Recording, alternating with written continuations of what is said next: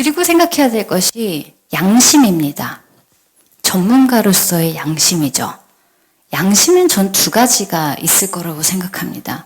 저도 예전에는 깊이 생각하지 않았는데 이 일련의 과정을 한 해 동안 겪으면서 생각이 참 많아졌어요. 우리가 의사로서 가져야 하는 사명감이라는 건 도대체 뭘까? 어떤 영역에서 발휘해야 하는 양심인 것인가? 첫 번째는 사회적인 환자에 대한 사회에 대한 양심이 있을 겁니다. 여러분은 굉장히 좋은 조건들을 많이 가지고 태어났어요. 우리 냉정하게 인정합시다. 똑똑한 머리, 길게 집중할 수 있는 집중력, 그리고 어떤 사람은 도와줄 수 있는 부모님을 둔 분도 계실 거고, 그렇지 않으면 적어도 내가 의과대학 수업을 꾸준히 들을 만큼 다른 사람을 벌어 먹여 살리지 않아도 된다는 정도의 혜택은 가지고 있을 겁니다. 이건 뭐 법대생들도 그렇고 약대생들도 그래요. 근데 일단 우리끼리 있으니까 우리는 그렇다고 칩시다. 그리고 우리가 해야 하는 일은 기본적으로 타인에 대한 사랑이나 배려 없이는 훌륭해지기 어려운 종류입니다. 그건 인정해야 합니다. 환자를 낫게 하고 이 사람을 이롭게 해주고 싶다는 마음 없이 기술만으로 좋은 의사가 된다? 그런 건 없어요. 임상을 해보면 압니다. 그런 건 없습니다. 이 사람을 낫게 하고 싶다는 건 이 사람이 잘 됐으면 좋겠다는 마음이 무조건 있는 겁니다. 그렇기 때문에 저는 의사로서의 양심은 사회적일 필요가 있다고 생각합니다. 내가 못 보고 있는 환자의 비하인드가 무엇인지, 이 사람은 왜 이렇게 반응하고 왜 이런 형태로 의사들에게 심지어 적대적인지에 대해서 의사는 알아야 됩니다. 왜냐하면 그렇지 않으면 내가 그 다음 환자를 보는 데에 영향을 받기 때문이죠.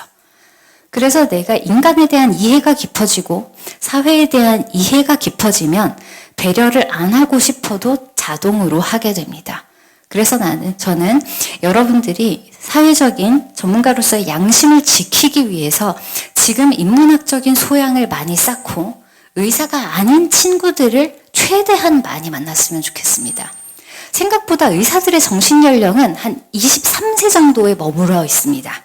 왜냐하면 본과 1학년부터는 다른 영역의 친구들을 만날 일도 거의 없고요. 다른 영역의 아티클을 읽을 시간도 별로 없고요. 그리고 인턴만 돼도 고등학교 친구들과 만나면 할 얘기가 없습니다. 그래서 의사들은 다 의대 친구가 제일 친한 친구입니다. 나중에는 과만 달라도 할 얘기가 별로 없습니다. 당장 저만 해도 안과 친구 만나면 무슨 말인지 잘 못 알아들어요. 점점 내 영역이 좁아지는 전문가로서 당연한 거기도 하고요. 그래서 여러분들이 지금 이런 황금 같은 시기에 최대한 많은 책을 읽고 최대한 많은 영역에 관심을 가지고 최대한 많은 다양한 사람을 만나기 바랍니다. 그래서 그 사람들이 어떤 삶을 사는지, 실제로 겪는 국민들의 어려움이 어떤 건지에 대해서 지금 여러분의 뇌가 가장 활발할 때 최대한 많은 경험을 했으면 좋겠습니다. 그리고 두 번째 양심은, 전 이게 정말 중요하다고 생각하는데, 내 일의 가치에 대해서 제대로 그 가치를 인정받는 겁니다. 저는 이것이 진짜 전문가로서의 양심이라고 생각합니다. 왜냐하면 내가 이 일을 함에 있어서 이 일이 이 정도의 가치가 있다라고 이야기하려면 적어도 내가 한 일에 대해서는 대단히 떳떳하고 자랑스러워야 합니다. 그렇지 않으면 가치를 함부로 주장할 자격이 없는 거죠. 그리고 두 번째는 내가 한 일에 대해서 충분한 가치를 주장하고 그것을 사회로부터 인정받아야 내가 귀하다고 생각하는 그 일을 할 다음 세대가 생기기 때문입니다. 이 일을 귀하게 만들지 못한 것은 배정환 교수님과 저를 포함한 기성세대의 잘못입니다. 양심이 없었던 겁니다. 명예를 못 지킨 거죠. 그렇기 때문에 여러분이 그걸 선택 못하고 있는 겁니다. 그건 결과적으로 사회악이 되었죠.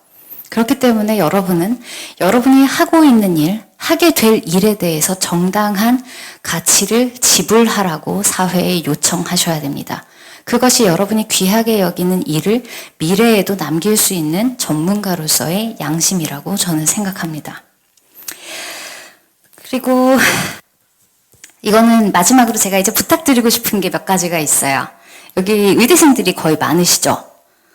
여기 온 친구들은 아마도 부모님이 지지를 해주실 수 있을 것 같은데, 주변에 분명히 이 부모님들을 설득하는데 어려움을 겪는 친구들이 있을 겁니다. 그리고 부모님과 뭔가 좋지 않은 관계가 되어가는 친구들도 분명히 있을 거예요. 가정 안에서 이게 해결되지 않으면 여러분은 아직 독립한 개인이 아니기 때문에 부모님의 영향에 대해서는 진지하게 그리고 최대한 겸손하게 말을 들을 필요가 있다고 저는 생각합니다. 내가 엄마라서 그런 얘기를 하는 게 아니라 실제로 아직은 여러분의 삶에 있어서 가장 많은 기여를 하신 분이 부모님들이기 때문이에요. 앞으로 여러분은 선택을 해야 될 겁니다. 계속 휴학을 하겠습니다 라고 선택하는 친구들이 있을 거고요. 저는 복학을 해야겠습니다 라고 선택하는 사람도 있을 겁니다. 어느 쪽이 되었건 여러분의 말로 부모님을 설득할 수 있어야 됩니다.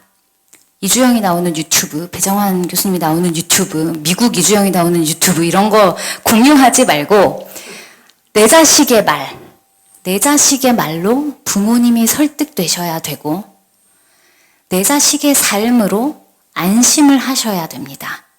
여러분이 휴학을 하고 있어도 내 아들이 내 딸이 휴학을 하고 있지만 쟤는 지금 학교 다니는 것보다 훨씬 더 값진 시간을 보내고 있어 라는 게 부모님 눈에 보여야 됩니다.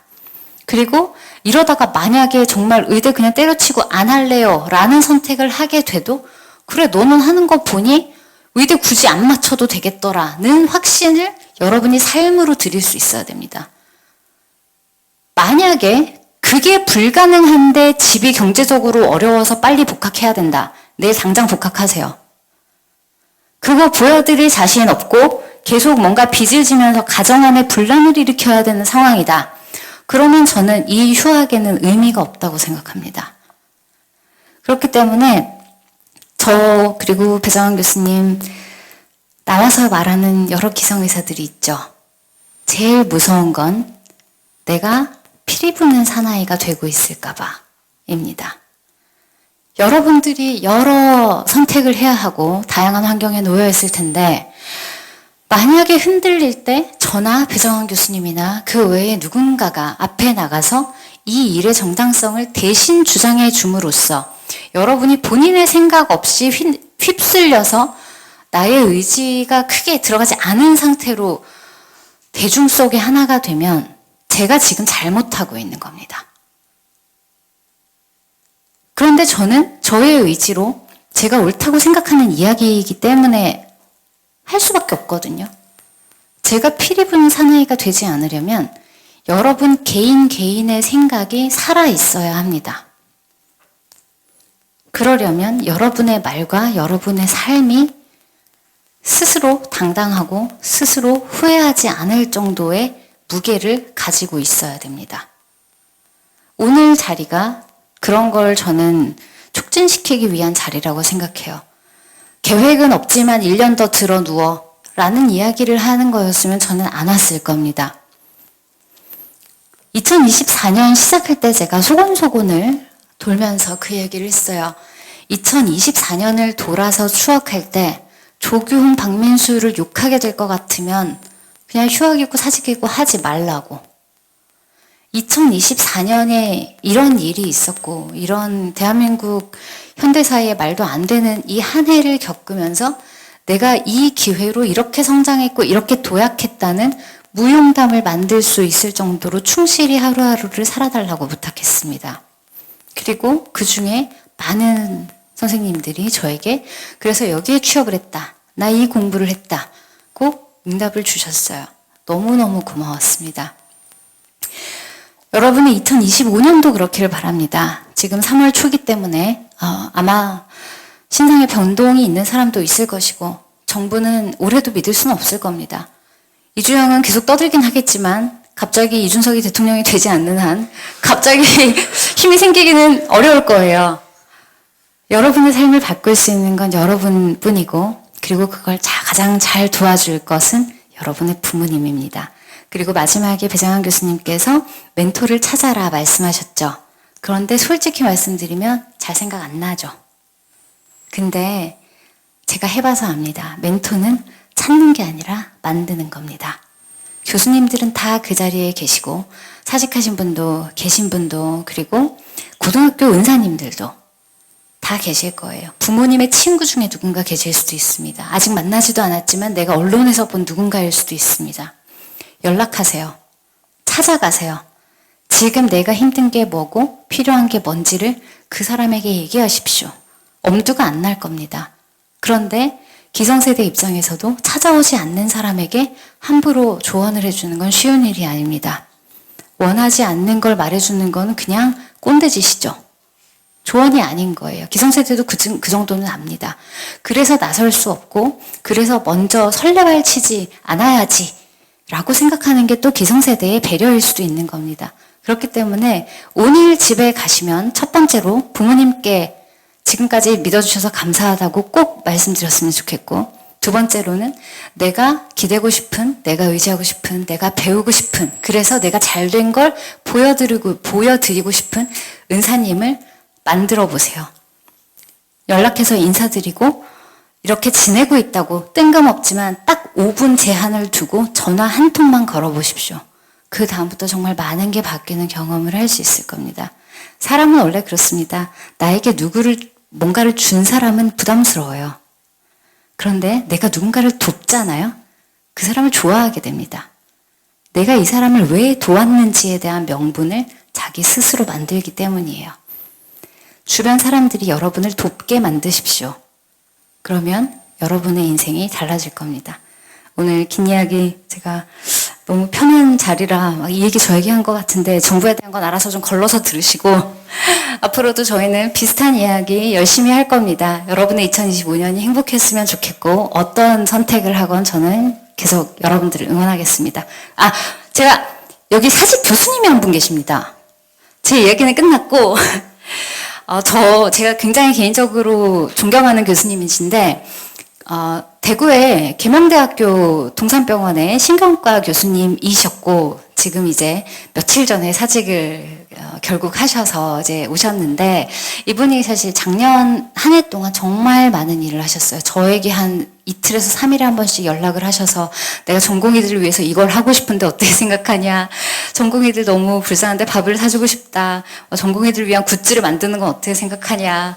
정말 별의별 아이디어와 그래서 제가 그 얘기하고 싶었어요. 교수님들 중에 이렇게 전공의들 학생들 생각하는 교수님들이 지금 너무 많이 계시고 그분들의 표본 같은 좀 우신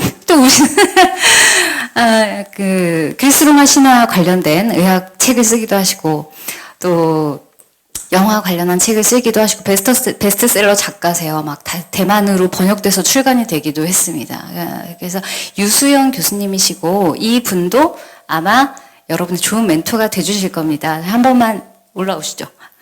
울지 말고.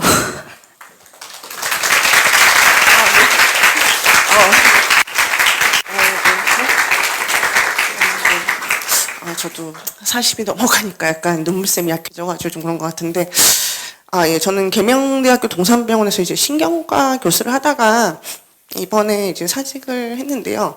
사실은, 나오기 전에 이제 제 지도 학생들 휴학계 이제 사인해주고, 저희 사직 전공의들 이제 밥을 사주고 이제 헤어졌는데, 죄송합니다. 너무 창피한데, 사실은 지금 보면은 너무 이게 약간 세대 갈등도 있고, 제가 좀 안타까운 게 사실은 여러분은 되게 걱정하고 응원하는 분도 많은데, 이제 교수님들에 대한 되게 나쁜 감정이 생긴 분들도 많을 거예요. 나를 도와주는 어른 없고. 우리를 이렇게 뭐 착취하려는 분들만 있다. 아까 이제 배정은 교수님 얘기했듯이 이제 X수들만 있고. 근데 이제 사실 그런 건 아니거든요. 왜냐면 너무 사실은 이제 뉴스 보면은 미담은 거의 안 나오고 뭐 사이코패스 살인마 얘기가 나오지 뉴스에 뭐 지나가던 할머니 도와드린 얘기라든지 뭐 지나가던 아픈 애 도와준 얘기가 나오진 않잖아요. 왜냐면은 잔잔한 얘기는 나오지 않거든요. 그러니까 사실 마음으로 응원하는 분들은 잘 드러나지 않아요. 사실 응원하고 있어도. 이제 특이하고 이상한 분들은 사실 이게 자꾸 나오죠. 혼자 막 뉴스 쓰는 분도 있고 막 신문에 기고하는 특이한 분들도 계시니까. 근데 그런 분들만 있는 건 아니고 우리 학생들 잘 됐으면 좋겠다. 우리 전공의들 너무 잘 됐으면 좋겠다. 응원하는 분이 더 많다고 좀 알아주시고 그래야지 여러분의 미래인 그 미래의 의료인들을 미워하지 않아야 좋은 미래가 좀 올 거라고 생각을 해요. 그래서 그 생각을 해주시고 신경과적으로 얘기하자면 저는 이제 제가 파킨슨병 보는 의사인데, 그러니까 저희도 이제 좋아하는 게 이제 도파민과 이제 콜린 이런 걸 좋아하는데, 도파민이 이제 열정에 드라이브를 걸어주는 물질이고, 콜린은 저희가 차가운 이성이 있는 물질이잖아요. 근데 도파민과 콜린의 균형을 잘 찾으셨으면 좋겠어요. 그러니까 열정이 좀 있어야 또 어떻게 보면은 좀 잘못된 기성사회 그거랑 좀 박번하고 싸울 힘이 생기는 거고, 그 대신에 콜린을 잃어버리면 사실 그냥 휩쓸려서 움직이면은 아무것도 없거든요. 그냥 과다 운동만 남는 거니까 두 개의 균형을 잘 찾아서 여러분이, 왜냐면 이제 제가 그걸 둘 다 가지라고 하는 게, 냉소라는 거, 이제 쿨병이 좋아 보이지만 사실 그건 아무것도 안 남기거든요. 포기만 남기기 때문에 열정하고 이성을 잘 다 가지고 미래를 좋은 쪽으로 바꿔나가고 좋은 미래를 꼭 쟁취하시길 바랍니다. 정말 응원하고 있습니다. 네, 감사합니다.